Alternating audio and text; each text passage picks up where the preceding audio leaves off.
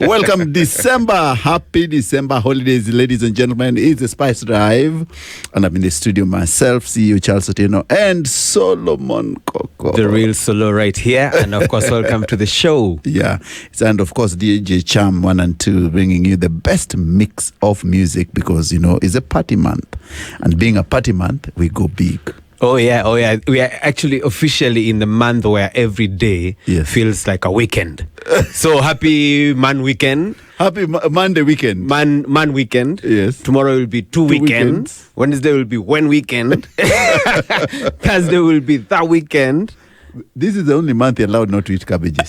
No eating cabbages. Yes. You only eat proteins. Yes. Okay? But no cabbages. No cabbages. Cabbage ingoje January. Ingoje huko ile time tutakuwa tuna declare our resolutions. Yes. For now, cabbage is banned henceforth. We are reviewing the year and how our resolutions went. Yes. This is the only month where you're allowed to travel with walk out of the house with your jacket. And never come back. And a charger. Yes. And come without a loaf of bread. And a kamusi in case you end up in Arusha. And this is the days someone tells you when you're going to buy gas. Then you find yourself entering Timbaexo in Eldoret. And you come this is that month. This is that month. That you come and write statements 3 days later. Yes. Without a loaf of bread which you are sent. It's the only time you're allowed to. So we are allowed to this month. Yes. So welcome to December. Welcome to December. Hello, December. It is the 1st of December 2025. Yes. So being December 2025 also is a day to mark the World AIDS Day. Mm-hmm. So first of all, we have to think of all the souls we've lost over the years and say we look up and say that life continues. Yes. And we will always remember the people who passed on, but also keep the fight. Yes. Yeah, keep the people fight. who've been affected, the people who've been infected. Yeah. And, all those people also facing stigma from the society. Yeah. It's time to say that now you can go, you can live a healthy life. Yes. Just protect yourself. Amid this festive season where so many things are happening, the statistics are already out. Yeah. And unfortunately, so many young people getting high infections. You know why? Mm-hmm. Because as when we were growing up, those AIDS advertising, civic education was also the adverts. Yes, they were scary. You walk in the road, you see bones. Yes, you see bones. You look at a guy and you see scars. And the videos you are shown in schools. Yes. My friend, you wouldn't dare. Actually, if you look at the times when we were being taught about this disease, HIV and AIDS, back when we were in school and we'd be shown all those videos and everything, they were really traumatizing. That even if you thought of even giving a girl a hug, or a hug, not even a kiss, a hug, you'd the next day if you cough. You start minusing your ears saying sasa nimebagisha miaka ngapi. But the days are gone and the stigma is low. It's lost. But we are saying let's live responsibly. Yeah, but you see the problem is that toxic parenting? Well, it was, but it helped. Toxic parenting. It did help. It did help. My friend, people were scared to hell. Yes. Nowadays, kids are doing everything. We'll come to that segment where we say what people are doing. But anyway, MPs are misbehaving also. And also, by the way, your friend Manibior. Yes. Your friend Manibior. The man you used to spend time in Kiza B. Yes. Manibior, allegedly, his performance at the Kasipul by-elections is just concluded. Yes. Did not seem not to go so well for him. He was competing with spoiled votes. He was competing with spoiled votes. And his score was not so favorable. That's what I'm saying. Spoiled votes is a certain number. Yes. So if you know you're competing with spoiled votes, then you're very low in the order. very low. So apparently someone posted a photo claiming that he is admitted in hospital after receiving thorough beating. From those people who he says and he alleges that were goons hired by Manibior. Yes.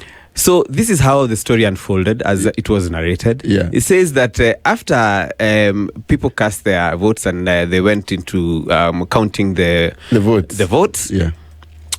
He invited all his agents to his home. Yeah. Served them a king-sized meal. Very, very well. Very, very... Some chairs, everything complete with drinks. Yeah. But what they did not know was what was awaiting them, because he had ferried a truck full of bamboo sticks. And while they were enjoying their meal... After eating and drinking to the full, yes, the doors were locked. And then he had some hired goons, yes, and everybody was told to lie down, kissing the ground. The face must kiss the floor. Face kissing the floor. Yes. Where they got a thorough beating for not helping him secure votes for misleading him. For misleading him. Yeah. Yeah. But I can. He has denied the allegations. Yeah. He has said that these ones are just meant to tarnish his name. Yeah. But the whole thought of it is quite comical. But let me tell you, we cannot put that beyond money beyond. We can't. It looks like it almost happened. Nah, I can't put it beyond money beyond. No, I can't put that beyond him, because there was no way the agents would say that this guy fed us and really whipped us. Yes. After the end of the meal, and most of them probably they didn't go to the hospital. Yes. But beating nayo walipata. Kichapo. Yes. Chaumbwa Koko. But Charles, do you imagine what a candidate for any elective post goes through? Imagine all the time, all the promises, all the money, all the finances, all the planning. Then it goes down a wash and you get very, very minimum votes. But that's why Mandago told us, siasa weka kwa lungs. Usieke kwa roho. Yeah. So that's the rule number 1. Weka kwa lungs. You breathe out. Yes. Yeah. You exhale. Waiting to exhale. Yes. So Manimbior and the agents, I hope they sort it out. They sort it out. But the worst thing is what Anthony Kibagendi, my friend, and yes, I knew Anthony Kibagendi when he was a student leader at Maseno University. Yeah, the Kitutu Machache member of when parliament. We went for those Pulse rides. He was the Maseno University student leader. Yes. A good boy then. I don't know what has befallen my friend Kiba. Yes. You can't walk into a restaurant and beat another man. It's not allowed. Yes, in the CCTV footage that has already been released now, it says that the Kitutu Chacha MP Kibagendi had attacked one Enoch Omariba after he attacked him on social media. But these are normal things. Yes. How many times are people attacked on social media? Yeah, so he says he did not sit well with whatever he had been told. It was something about terms. Yeah. 1 term, 2 term, 3 term. And he didn't agree with his opinion. So he cornered him in a restaurant in Java. Yeah. And met him with blows and kicks. I saw a flying kick. A flying kick of like Eric Cantona against Selhurst Fast in 1997 FA Cup against Crystal Palace. Yes, but it's also concerning to see that a lot of these incidents are happening from politicians who are getting too emotional about whatever that's happening. And maybe it's time to call them to order. No, people must be called to order. Because they're servants of the people. You saw what happened to the former Attorney General? Oh, yeah, Muturi. Yeah. Yes, he also did the same thing. And I think that was uncalled for to go for someone's neck. Yes. And the former AG. Yes. First of all, you reduce yourself to a heckler in the streets. Yes. And you are former AG, you are former magistrate. Yeah. So sometimes we wonder if education really helps us. I think the emotions now, they really have to be but put education, in check. as Socrates said, should elevate you beyond some levels of... True. Circumdovio joints. It's not really a good picture to see. Yeah. So anyway, ladies and gentlemen, the show has started on fire. You can see Solo speed telling us that December you can go home and come after 3 days. My friend, if you're married, do not try this at home. Do not. Utaachwa. But if you're not married, you can even walk out of your box. In the studio, ladies and gentlemen, we have a gentleman in the studio. We'll allow him to introduce. Lakini hakuja Friday. Lazima atoe fine. Ladies and gentlemen, let's give Robert a chance to say hi to our listeners. Okay. Thank you. Yes. Good afternoon. Afternoon. My name is Richard Nasong'o, Yes. Director, Gender and Disability Development Center. Yes. And also a member of the National Disability Interagency Coordination Advisory Committee.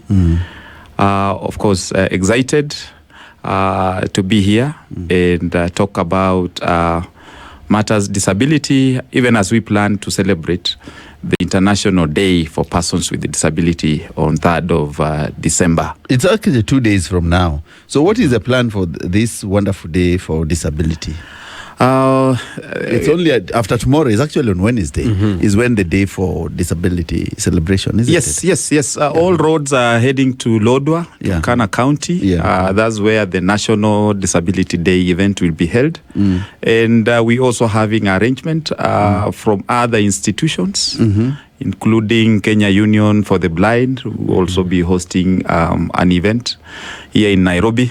And we welcome all to join, especially those within the Turkana County. They will have an opportunity to host quite a number of leadership, NGOs and other institutions to bring together persons with disability, the CBOs and the government affiliated institution under one ground in Lodwar.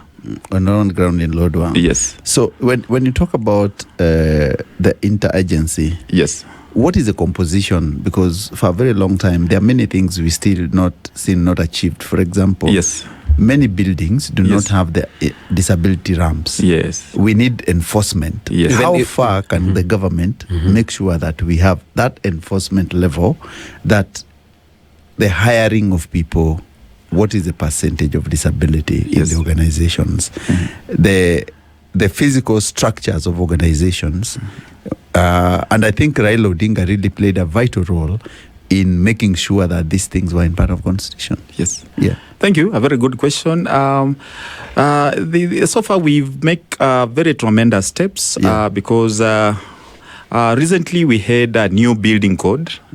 Developed by National Construction Authority, and all developers are supposed to adhere to the building code, which has a very elaborate provisions on how a road is supposed to be, on how a building is supposed to be, on how a standard house, including those private homes, they are supposed to be, because this code considers the fact that anyone can acquire disability at any time. Yes. So that code is supposed to be enforced, and we really encourage developers and the NCA to have people of integrity to ensure that they adhere to the codes, because again, we're already seeing the developers violating those provisions, and we focusing on having all of them very well sensitized. They have to go through the refresher course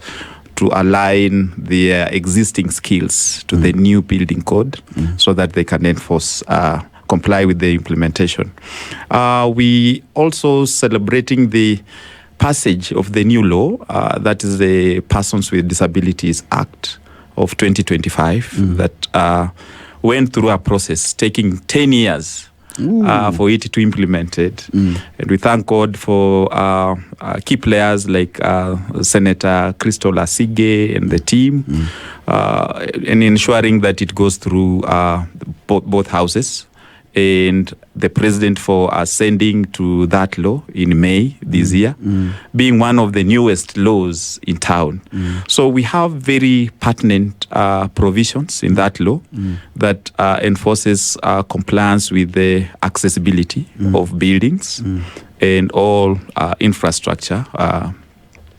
And then we have key provisions on employment, offer the provisions that offers decent work for persons with disability, and of course ensuring that there is provision of 5% of all new job opportunities that are available to go to persons with disabilities. That new law is vibrant. It eliminates assessment fees because in the past we used to have some fees when it comes to assessing and registering persons with disability.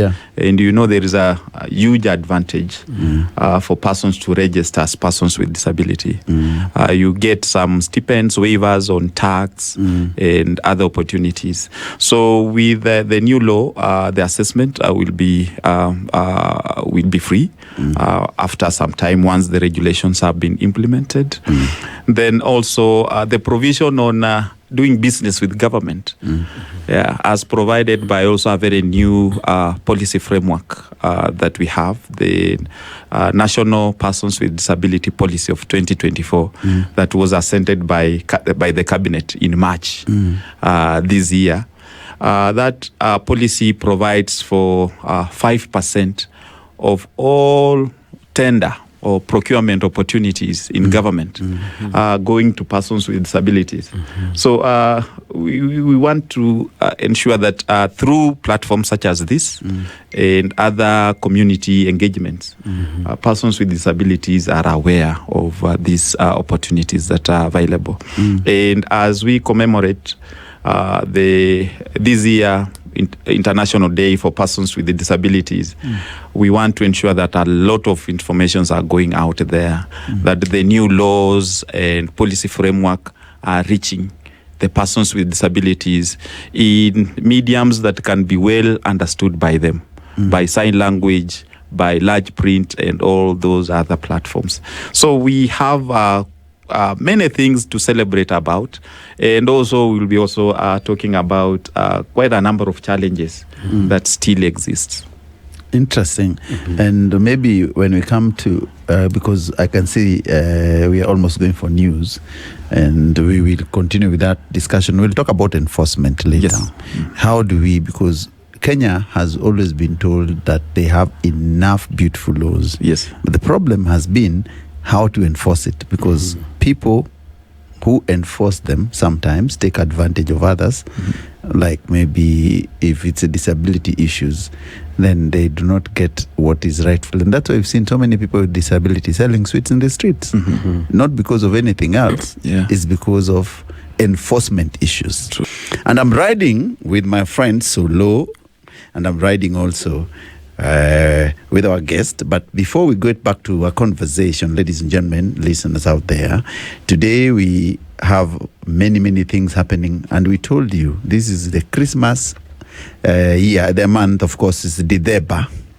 It's Dideba, and being Dideba, you are allowed to do many things. Only thing, do not eat cabbage, please. Hakuna kula cabbage kwa nyumba. We refuse. And number 2, you can party every single day. Party goes on. Party don't stop.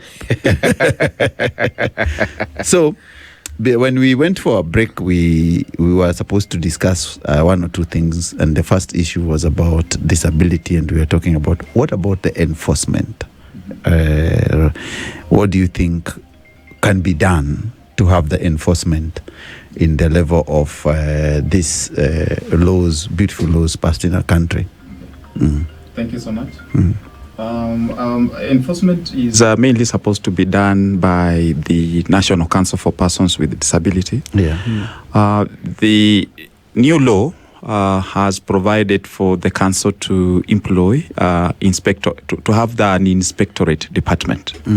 So with that, then it means we'll be having inspectors of these built environment, the infrastructure, and also the ICT platforms. And with them having now the teeth, being able to bite, I think enforcement will be a little bit more visible than it was in the past. Another way is through the existing platforms that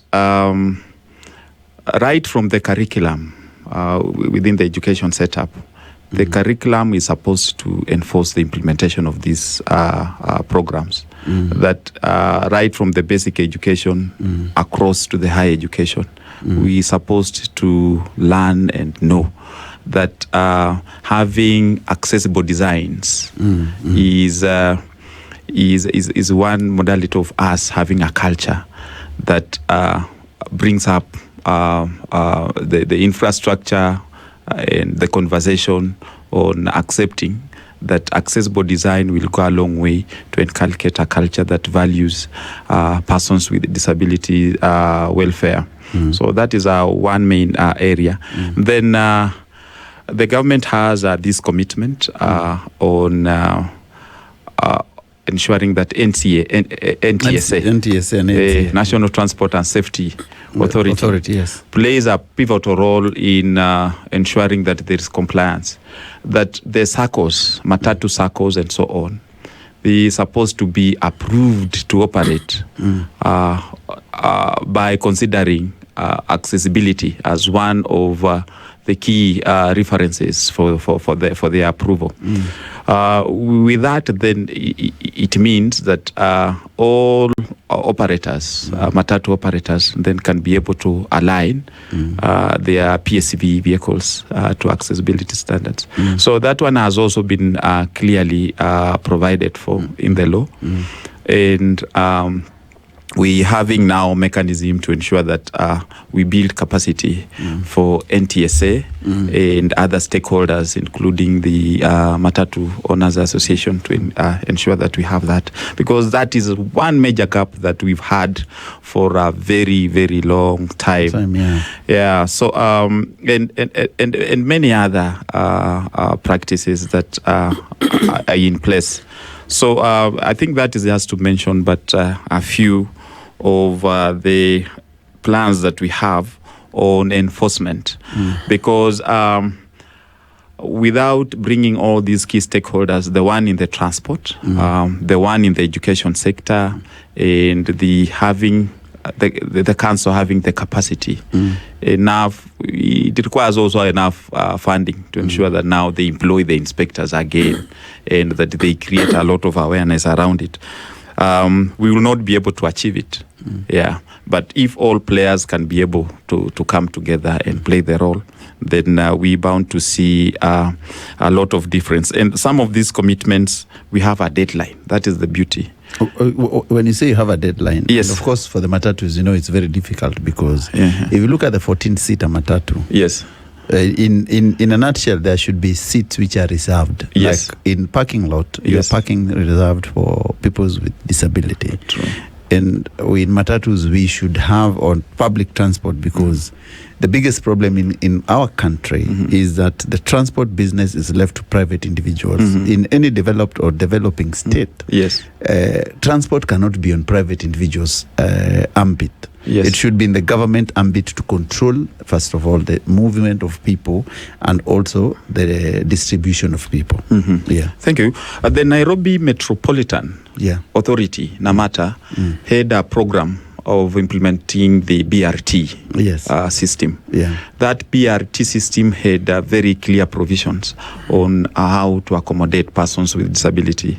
We know, we remember the Michuki rules. When Michuki came with the new rules, Matatus were initially hesitant. Yes, but they but because of the toughness in enforcement of those laws, we saw all Matatus having the seat belts and so on, having the bins, waste, the dust bins and so on within our vehicles. And it was orderly. With that, it means then where there is, they say where there is need, there is will, or where there is will. But there's will. Yes, there's need. There is need. With that example, we can be able to enforce it. Of course, the introduction could be in phases. It could be in phases. Like if we can pick like the two roads, the Mombasa Road and the Thika Road, and enforce that, we have it as a pilot program. we can be able to achieve it, because we're not inventing a new wheel. Okay. These are programs that are already have already been adopted by many other countries, and they are working. So the PSV can be able to change as long as we comply with the current existing with the law, and the agencies that have the responsibility to enforce it are also working around the clock to ensure that these adjustments are implemented.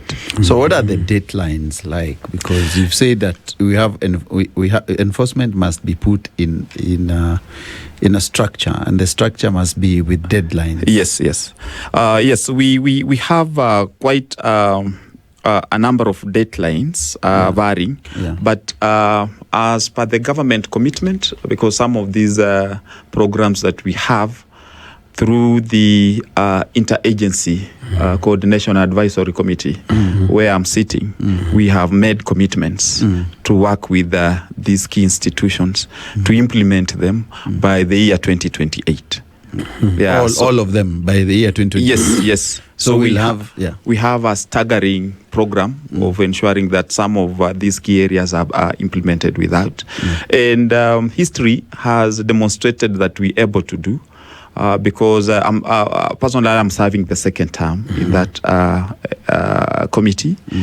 And during our first time, we had quite a number of commitments that we managed to achieve. We achieved around 70% of the commitments. So I'm pretty sure with the zeal that we have now and the goodwill of the government responsible institutions, we should be able to implement. Again, we working as within a stakeholder approach, and we have more organizations of persons with a disability involved in the design and implementation of this program. And with support from the same institution and other development partners, both local and international, I think we should be able to reach to a certain percentage of implementation. What happens in the cases where there are people who are actually violating you say, like in the case of where we are putting deadlines? Yes. When people violate some of these incentives that are put there to help people with disability, are there penalties involved? If Yes, I've gotten your question. And yes, we have people abusing also these provisions that we have to accommodate persons with disability. And I have a basic example of a gentleman from Northeastern who chopped off the small finger completely. What the hell? Yeah, intentionally, because if you are working both in government and in private institutions, the law says that any income that you get, a salary of 150,000 and less, should not be. Yeah, you are not taxed. Yeah, you should not be taxed. And that you can import at least one vehicle. Okay. I think ever after 2 or 5 years. Okay. Yeah. And with those incentives, Kenyans are also very crafty. Yes. They end up also doing things that are really not of good integrity. So this gentleman chopped off the small finger, only to realize that KRA also allocated these preferences after assessment. Yes. Yeah. And that the small finger doesn't have an effect, a benefit of incentive. Oh my! So he The remained thumb, with nine fingers. Yes, the thumb has an incentive because you can do many things With the without thumb. the small finger. Yes. But the thumb, no. But the thumb, without the thumb, you cannot drive. You cannot even hold a djembe or things like that. Even greetings. Even greetings. When you greet someone without the thumb, I think It's you feel not better. so- It's yes. so comfortable. Yeah. Yeah, so the gentleman ended up not getting those benefits. Yeah. So I don't know if he went back and chopped off the thumb or... And then this one now leads me to the other question. Yeah. How would you describe who is a person with disability? Because now, if someone is born without that little finger, Yes. so where does he stand? Is he a person without disability? If Yes. I don't have proper eyesight, if probably I can't hear so well with one of my ear, Yeah. who is a person with disability. Like generally? Thank you. Usually when I sensitize people, because I train a lot, I think I've trained over 5,000 people on disability matters. So when I train people on disability, I usually use a simple formula that the disability D is equal to impairment I plus barriers B. D is equal to I plus B, where D is disability, I is impairment, and B are the barriers. To understand disability, you must understand the impairment part of it. So impairment is a loss of body function, and this body function should have a threshold. The loss should have a threshold.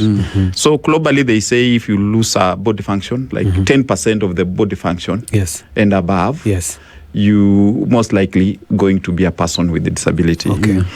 If you lose one eye completely, that is like 50% of the visual function. Gone. If you lose a ear, one side, then it is almost 50%. But again, if they say if you are not able to read at a distance, 3-meter distance, for example, even with the support of sunglasses, of glasses, actually, tested, then you a person with visual impairment. So the people that can ascertain that are the specialists of that particular function. For the eye, we have the ophthalmologist. Yes, and then we have people who deals with the bones and so on. For the ear, you go through the ENT, they assess, and then they ascertain whether you have a disability or not. So any level 4 hospital. I think they have designated assessors who visits maybe once every month and so on. And also the National Council of Persons with Disabilities have programs they keep on publishing where they visit maybe through a school or institution or during an event. Like now in Ilodwa, they will have a tent, a desk for assessment. And also we have institutions like KISA and so on. So those specialists have guidelines, and you can download the guidelines. It is on the internet. On the threshold and type of disability. So we have very clear guidelines for that, and the only registered specialists can be able to ascertain that. Of course, where we have a challenge again is where persons use persons with disability to register them. Like I can take you, my brother, to be assessed and then enjoy the privileges. Then I use your certificate or your registration to acquire for business, to do business with the government and so on, and to get some privileges that comes out of it. And I think that's where we need to really focus on, especially for the agencies that are on the program of 2% or 5% ACPO. Because if, for example, an institution such as Kenya National Airways Authority, I'm just using it as an example, not to take offense, or this big institution, they have like a budget, expenditure budget of around 5 billion. For persons with disabilities. And they reported that they have been able to implement that to the letter.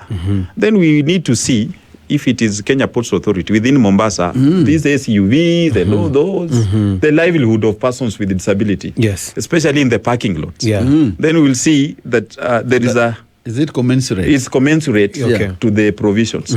But if we are not seeing it, then it means some are using persons with disabilities for their own advantage. To do business with the government. So awareness creation is very important, so that persons with disability themselves should know their rights. They are not supposed to be used for business, and integrity of people such as procurement officers and so on, to ensure that they also do the background check. I have an example of an institution, and this is a very good institution, that asked someone who went with a certificate, ACPO certificate, to do business, and was claiming the registration is under his wife, the wife. Yeah. So this officer asked the gentleman to go and come with the wife, even offered a vehicle. Yes. Yeah. Only for the gentleman to, of course, play hide and seek. Yes. So when we were getting the story, it was like 2 months down the line, the guy had disappeared, which means that certificate didn't have the right person. It was illegally acquired. It was illegally acquired. Yes. Yeah. Okay. And what happens in such a situation? Are there arrests made?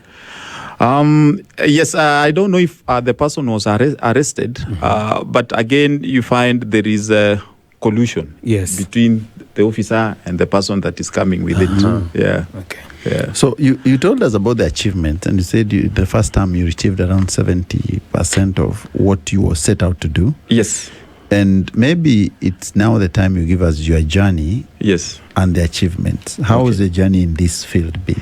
Yeah, of course, we have a lot of achievement on the welfare of persons with disabilities, because first there is acceptance. With the Constitution of Kenya, the way you introduced of 2010, Article 27 and Article 54, gave a lot of opportunities for persons with disability. On political aspect, we will always see at least members within the Parliament, MNA and the Senate. Yes, because they require at least two persons with disability. And those members, when they are within that arrangement, they champion the rights for persons with disabilities, assist in the review of the legislation of persons with disability. So through that, we've reduced stigma and discrimination substantially. People are no longer hiding persons with disabilities.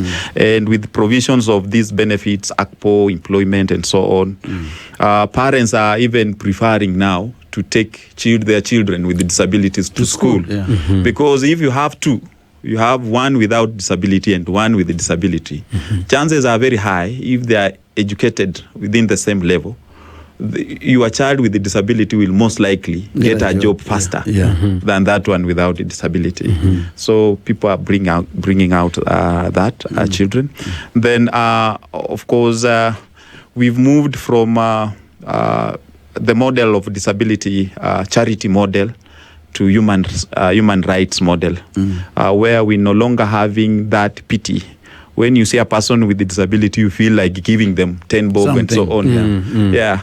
It used to be rampant, like 20 years ago, but when you check on the streets, you find few persons with disability. And those that are there are also imported. Yes, the Tanzanians. Yes. Yeah, like for example, I think there was a viral video the other day of a street kid who had actually tied his legs and was begging on the streets. Yes, was not a real exactly child until with when they came and bust him. Yes. Although we've had cases where we had a case where someone was offered a job in a government institution. They worked for like 3-6 months.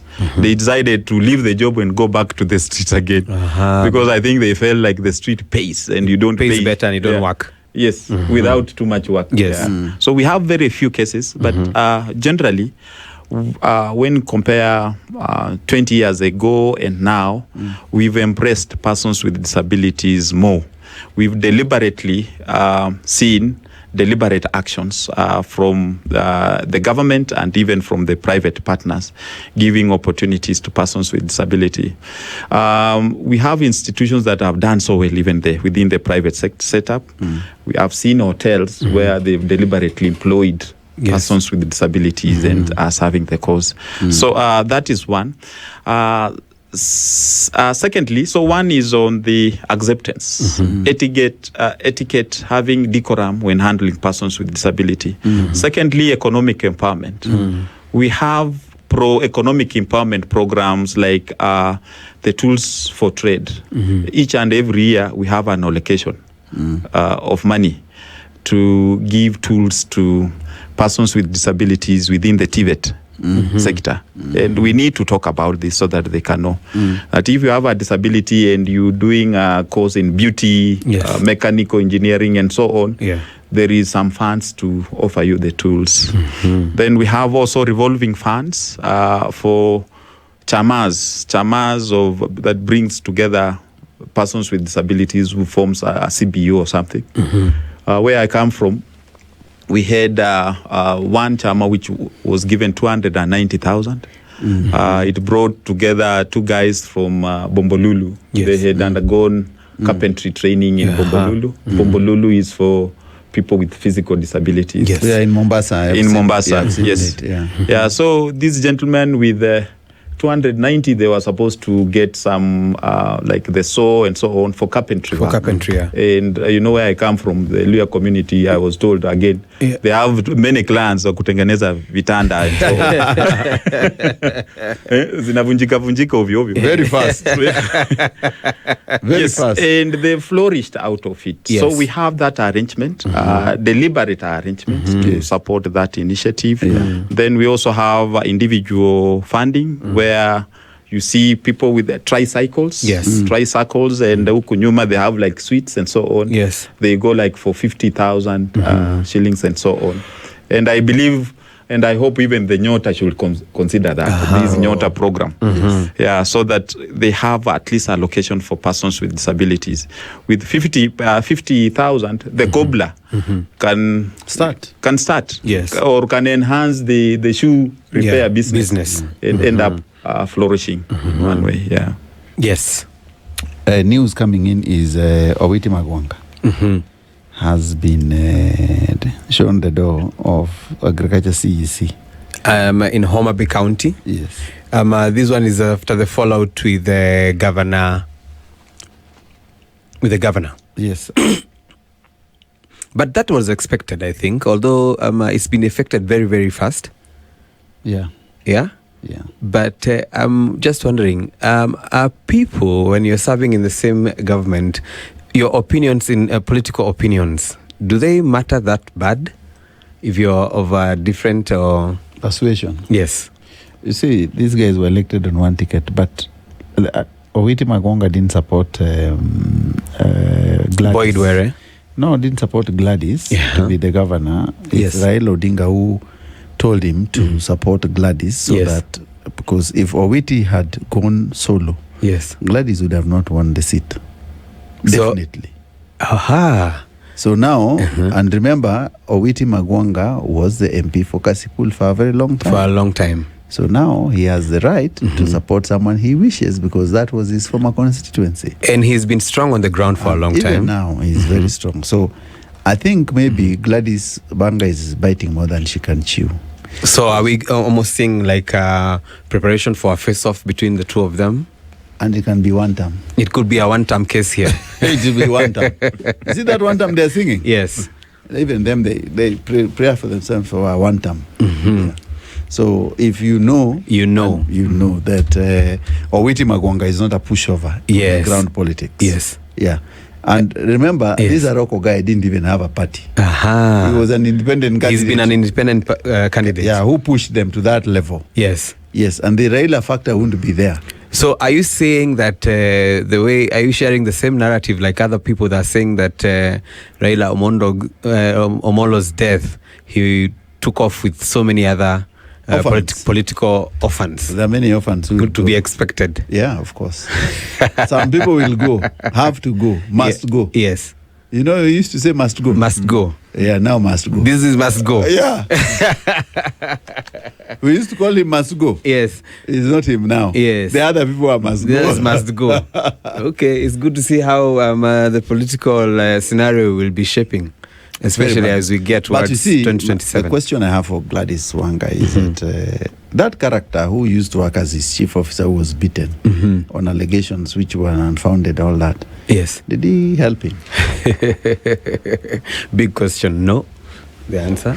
Yeah, so Gladys. Yes. As you are busy kicking people out, please look for that guy called Charles and make sure that he recovers. That's true. Otherwise, your name is not, the people of Homa Bay will not forget what happened to that man. Because, yeah, That's true. We are telling you also. Yeah, it's important to be told. So you don't just kick out also fagia kwako. Fagia kwako kwanza. Don't fagia kwa wengine. Yeah. Yeah. Where is Charles? Yeah, that's a question. That's a big question. Yeah. Where is Charles? And did you replace him, or is he being taken care of? Yes. Yeah. So back away from political issues, Solo, I think we have a gentleman in the studio, and it's important we are unpacking very pertinent issues on disability and issues about people who are living with disability. And he promised us that he'll tell us his personal journey. His personal journey. Yes. Yes. Yeah, okay. Thank you. Thank you. My journey has been quite interesting. Of course, being born from the Luya community and having a brother with a disability, elder brother with a physical disability who uses a walking stick. And having seen the models of disability being explained or coming out through the raising of my elder brother, it was such a touching experience because that gentleman underwent what we call medical model of disability, because when he acquired disability out of polio at the age of 3 years, I could see my parents struggle to rehabilitate him, take him through therapy and so on. And up to now, at times I see the customized shoe that they tried to use on him to see if he can be able to walk on it. Then he moved through the hurdle to access education. And like many other public schools, the primary school that I went to, and it's the same school he went to, was not really accessible. Yeah, so the teachers also and fellow pupils then didn't have the etiquette, the demeanor to handle persons with disability. Not only him, but quite a number of others, because I had a classmate from class 3 up to around class 7 who had also a little bit severe disability, and the mother kept on bringing food every lunchtime as we went home, running for lunch, to eat lunch, then come back home. This gentleman couldn't run home and come back, so the mother, who was a caregiver, and then I saw the hustle taking him to school, and many, and he had a challenge even to access the toilets, simple pit latrines that are back home. So you can imagine, he can't eat too much so that he doesn't use those services. He has to regulate himself because they are not accommodative to that. And I think he couldn't continue past the primary school because of the same challenge. Yeah. So personally, I was somehow privileged because of the ability that I have to access those education very well. Then join high school, passed, went to Moi University is my university, where I did project planning and management. Then I went for the master's program in the same university to do development studies. And during the undergraduate is when, immediately the undergraduate is when I was employed to work with the Gender and Disability Development Center. And I've worked in that center and moved up from programs officer to now the director of the center. And because of the good work, running from 2011 until now, working on disability and gender matters, I think someone saw my good work and nominated my name, seconded my name to the principal secretary, the Ministry of Labor and Social Protection, where I also appointed, among other members coming from different government institutions and also organization for and those of persons with disability to serve in the National Interagency Coordinating Committee since 2018. Yeah. So that interagency coordinating committee has exposed me quite well because we had now the responsibility as committee members to ensure that we bring out the policy and legal framework for the country, revise the persons with the disability law. We revised the 2003 law to the 2025 law. We were also had a key term of reference on coming up with the policy. That is the persons with disability policy, the first ever national policy that guides now other institutions on how to also domesticate the policy from there and address matters to do with the disability. We also responsible for ensuring that all sectors of development do not leave behind persons with disability. And with that, we can comfortably see the progress on the employment sector. The employment quota for persons with disability. We can comfortably talk about financial institutions, how they're supposed to accommodate persons with disability. We know that traditionally things such as the ATM machines, the Pessah platforms and so on, for person who can't see and those who are using wheelchair, they cannot access those some of those platforms. So we have the responsibility to come up with those interventions. When we're having post-election issues, like the one we had even recently and the recent past, you find persons with disability are not able to democratically, within their rights, participate in elections, vie for posts, and also participate in the voting and the aftermath of the elections. And whenever we have violence that comes with that, they are also the most affected. Most vulnerable. Yeah, they are the most vulnerable. So we have quite a number of programs with that within the humanitarian interventions and within the conflicts situations. So it has exposed me to that, and I pride of coming to age in participating in the transformation of the inclusion agenda in the country, because I feel I'm at the apex. Because serving at the national committee level, ensuring that we guide the policy and further narrow down to domesticate the same policy is a good achievement, and it's work for humanity. Most of this work, again, we not like paid for it, but there is a passion that drives that, having experience and seen what persons with disabilities face. Great. Okay. So you've talked about inclusivity. And the journey also touched a lot about how big inclusivity and gender is. And today is the month of GB, gender, fight against gender violence amongst people and homes.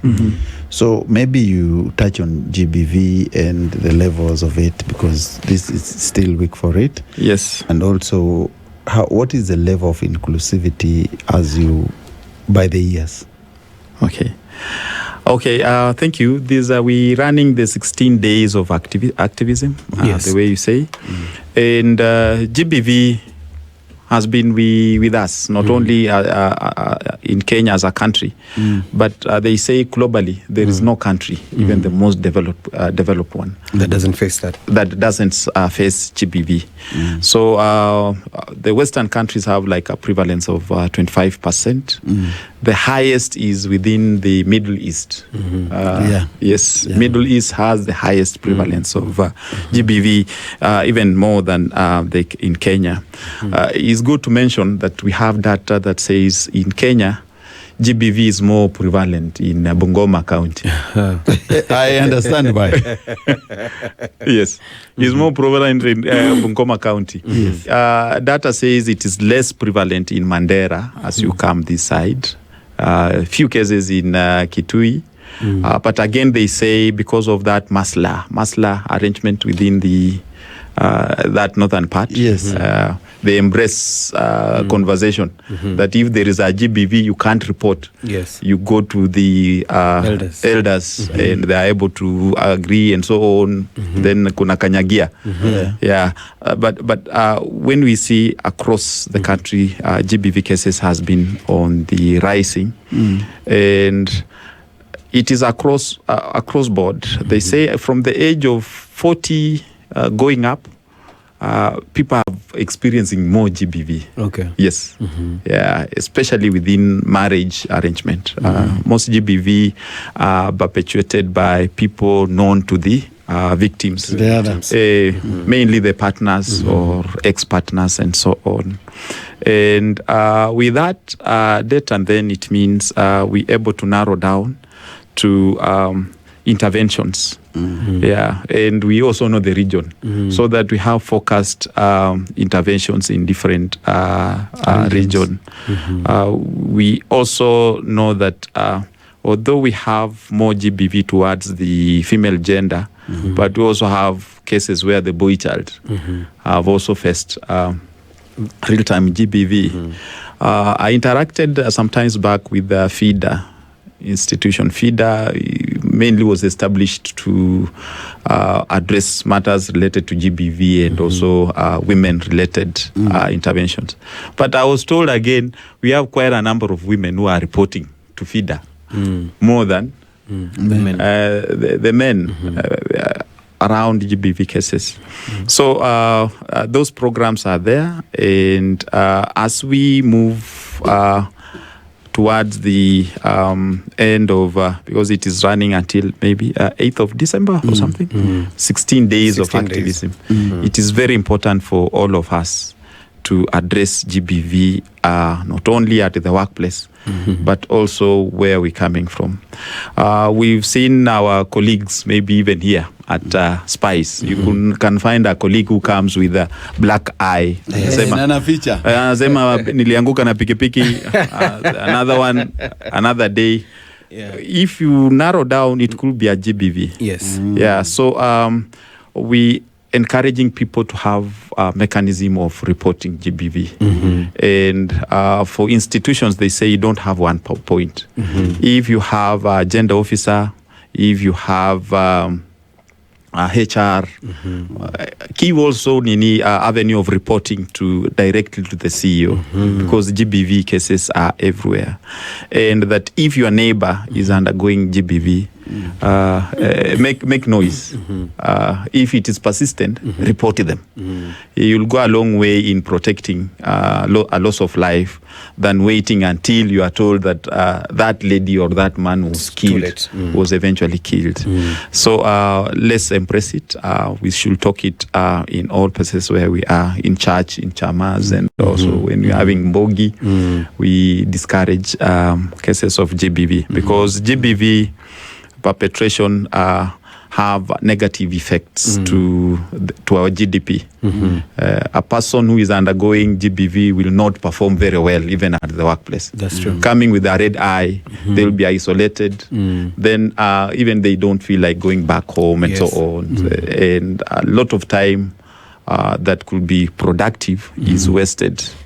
So let's continue talking about it. Let's wear the ribbons if we have the pink one and so on, as we discuss matters GBV and address them. And maybe sorry. Inclusivity. Then we solo can ask. No, I just wanted to well, you talked about caregivers, and especially now, so that you've given us your background where you have actually had it front hand growing up with a brother with a disability. And caregivers are a very important part of their everyday activities and life. Yes. And of course, there are different levels. It's very common. There are different levels of people with disability. Yes. So, do we have any provisions for accommodating caregivers? Are there any incentives that are given? Because, as you said, they don't do it for the money. Yes. They just do it part of charity. Yes. Do you have stipends, anything that can motivate them, the caregivers who are taking care of persons with disability, and how do you accommodate them? Thank you so much. Issues around caregiving and personal assistance is very important. First of all, we need to appreciate that the past 5 years or so, the government has deliberately, within its framework, the public service, has allocated a personal assistance or caregiver allowance for person who supports employees with visual or wheelchair users impairment. A standard 20,000 monthly stipend. Okay. Yeah, for them. So that is okay because it recognizes those efforts. Now, those are very few because very few persons with disabilities are within the public service. Yes. So many of the caregivers are within our households. Okay, yes. And recently we had a survey for caregivers and personal assistants of persons with severe disabilities and the support system that they require. Yes. So one thing that came out clearly was that caregivers are supposed to be given monthly stipend, just the way the elderly, the orphans and persons with severe disabilities are getting. It's a little 2,000, but if you pull it, they will feel it. Yes. Because it goes a long way in, of course, cushioning them. Yeah, a lot of it. Yes. So we have that program. The survey actually has supported that we need slightly over 10 billion out of the coffers that should be allocated to caregivers. Yes. For them to get reasonable support. As you see, and it could be more. It requires a good plan and good budgeting for the same. So if that is to go by, and with support of the Persons with Disability Act, which also has the same provision that the government should come up with modalities to effect support of the caregivers, we're going to address that concern that we have. Because as it is now, persons with disabilities stipend. At times it's ending up in the caregiver's pocket. Yeah. Okay. Yeah. True. Because you can't support them and you're going hungry. That's true. That is an arrangement that is there. And we hope it goes a long way to address that need as demonstrated in the survey. One of the main theme for this year, International Day for Persons with Disability, is fostering inclusive societies. We have countries where we have programs to foster adoption of persons with disabilities. Okay. Fostering is taking a person with a disability. If I have, I'm okay, or I can have some spare money, just to foster a person or a child with a disability and ensure that I move with that child until they are independent, are able to live independently. So that is what we're going to have as a conversation, especially during this International Day for Persons with a Disability, a day from today. And we're going to see whether we're going to run that program and bring together association that will be formed as association for foster. Yes. Foster parents of children with a disability or foster units or institutions for persons with disability. Of course, within this institutionalization, because again, we don't want that nyumba ya wazee kind of arrangement, where you bring persons with a disability to a home. Yes. a children's home for persons with disability. We want them to come out from the home so that they are included in society. In the society. Yes. The best way or the best approach is to foster, to adopt at least persons with disability who need us. And it has happened in many other countries. And it has worked well. When you adopt one and you see them succeed and begin to live independently, as a foster person, you live a happy life even after that. Yes. Yeah. Nice. I think Solo, another one. Or? I just wanted to know, because this one is something that is affecting the nation. Yes. Why Lodwa? Or are you doing simultaneous activities throughout the country? Yes. The International Days for Persons with Disability has been in Narok. Yes. It moves. It has been in Kisumu. Yes. Last year it was in Bungoma. This year is going to Lodwa. Lodwa, yes. We're having challenges because travel to Lodwa is not easy. It's not easy. So the number will be slightly lower than the one that was in Kisumu. But it is a rotational aspect so that we have a feeling of counties, of all counties when it comes to the celebration of this day. Another thing is we have what we call intersectional approach. Yes. In this, Lodwa is within the ASAL institution. Okay. And if you are a person with a disability and you are an ASAL, yes, it means you have double vulnerability. Yes. Clearly. Yes. So we want to bring it mashinani, and we want also to see institutions that are of goodwill, that are there, that having intervention programs for the ASAL community, either on poverty, on disaster, drought, and so on. When they are having those interventions, they have very clear consideration of persons with disabilities within those interventions. So it's like taking the services awareness program closer to them. Lodwa doesn't have a program like the one we have in Wajir. Wajir is, I think, one of the counties, if it is not only the one, that has a program like the government program of the monthly safety net. Okay. Yes. Wajir County has a fund supported by the WFP, World Food Program, where on monthly basis, persons with severe disabilities get, I think, 6,000. You remember, like what was in the manifesto of Raila, yes, that all people that don't have an income should get that 6,000 as a stipend. So we have that program, and it has demonstrated to really have a good effect on economic empowerment of persons with disabilities or households with disabilities. So we taking those initiatives to Lodwa, so that as we talk up with the persons with disabilities within that, the CBOs that are running programs, community programs in that county, they have an edge on what to do. Yes. To support or to have interventions for persons with disabilities. We also have tomorrow we have sensitization program on the law, the Persons with Disability Act and the National Policy of 2024. That one is also very deliberate. Yes. Because persons with disability themselves, they don't know their legal rights. They don't know that they have some legal provisions that guarantees them or to access or any other services, just like any other person who doesn't have a disability.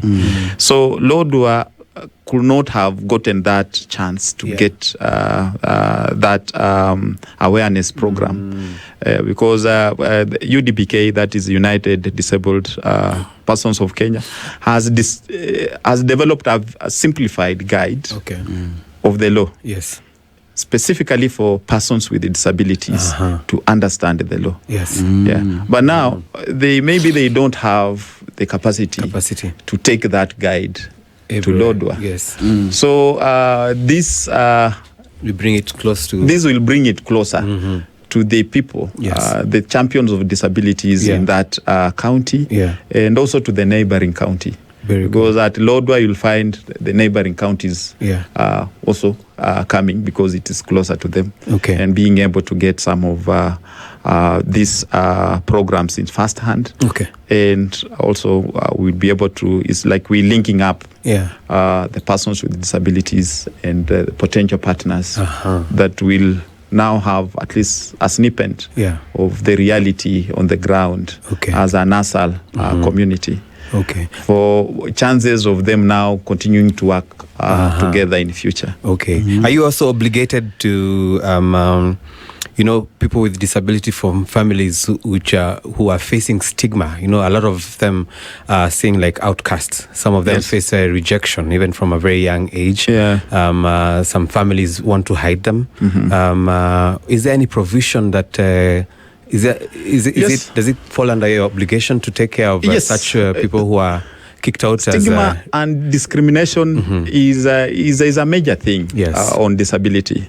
We have stigma, disability awareness creation booklet, and it's good that I mention it so that people can use it.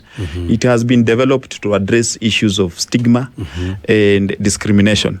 I asked someone, and I will ask you to gentlemen, the gentlemen that are in this house, if any one of you has ever attended a burial event of a person with albinism, abebe mkono. No. So do they die or they don't? They do. They do. So what happens? That's a good question. I personally haven't attended a burial. Yet I'm in the sector. Yes. I haven't attended a burial event of a person with albinism. Yes. Yeah. Yet we have over approximately 10,000 as per the Kenya National Bureau of Statistics. We have approximately 10,000 of them. persons of albinism. Yes. Yeah. They are being born every other day. Yes. They're also dying every other day. So there's like that stigma thing. The thing is, just in Tanzania is rampant. Yes. They believe that parts, body parts of albino. persons of albinism are used for certain rituals. Yes. They will make you rich or something like that. Yes. So no household will risk their loved ones who have been buried being excavated. It's always done in secrecy. Utmost secrecy. Because people might come and dig the grave. Yes. And that should not happen. Because everyone is bound to have a decent burial. That's true. Yeah. Just the way we have decent celebrations when they're being born. So we have, and that is within the stigma and discrimination. We have a lot of stigma and discrimination upon and some unique discrimination aligned to unique types of disability. Those with short stature also undergo. And the same kind of stigma. I saw a clip that was showing that because they are too short, someone said that the heart and the stomach are the same place. Are close. That's true. Yeah, so they tend to be like egocentric things like that. And when we're having interventions on disability etiquette skills towards that type of persons with disability, you have to do sensitization. Yes, we narrow down to that so that we can be able to address it. Yeah, of course, people believe that maybe you laughed at a person with disability. That's why you have a child with disability and so on. Yes. Things around stigma and disability, stereotypes. Yeah. Just by the fact that I had a friend in a higher office in government who was sharing that when she was pregnant with the firstborn, the husband wheeled her to a hospital for normal checkup. And there were these nurses that were laughing. Looking at them and looking at this lady and they are commenting like now, man, how can you do this to this woman? To this woman. Yes. It's like with that lady didn't have a reproductive right. Yes, that's true. To that. So imagine that man. How was he feeling? Embarrassment. It's very embarrassing. Yes. So we have also those arrangements where we we've tried to address them. And dynamics, good dynamics is through the approach of key stakeholders, like now the Ministry of Health, Kenya Medical Training College, which trains now these nurses and so on. They need to have within the curriculum at least a component on disability. Others think that when there is a person with disability, they think they are sick. Automatically. Yes, in the hospital. When actually they are just visiting a friend who is in that hospital. So I think you've really given it a wide range, which and we thank you for the levels of info, because people out there have learned a lot. A lot. So time is not on our side, so I think we'll end our conversation as at that. So maybe just a few closing remarks, and then we go to news, and also play there's some adverts which have to run quickly. Sections. Okay, thank you. Quickly, I will make a closing remarks that people should disclose their disability. Disclosure is very important. If you have a child, a spouse, or you are a person with a disability, wherever you are, come out and disclose your disability. People will be able to understand you and accommodate you very well. Another thing is on 3rd December, we have a very elaborate program on the International Day for Persons with Disability. So those within Lodwar, go to Lodwar town. It is the main venue for this year event. We also having Kenya Union for the Blind here in Nairobi, organized by the Office of the Government Spokesperson. Honorable Isaac Mwaura is a person with disability himself. And if you can't be able to reach to Lodwar, then Kenya Union for the Blind is the venue for you to go to commemorate this International Day for Persons with Disabilities. And this December on 18th at Safari Park Hotel, we also are celebrating the corporates and individuals that have done so well when it comes to disability inclusion and addressing matters related to gender and GBV. So we welcome also you to come and celebrate those people and institutions that have done so well. I extend this appreciation also to the National Council for Persons with Disabilities, the Ministry of Labor and Social Protection, that actually identified my ability to come to SpiceFM to talk about how we can be able to foster inclusive societies in this country. And to you, SpiceFM team, for finding time to have this conversation. I think it is coming in timely, very timely, when we just beginning to implement the Persons with Disability Act as our law and the National Persons with Disabilities policy that recently passed. It is a good work. Work for persons with disabilities, work for humanity. That's true. And when we do it, God above sees us and celebrates. Thank you very much. I think you've captured it very well and on time. Ladies and gentlemen, we've had a discussion, and thank you very much for listening. About disability is not inability and many other things.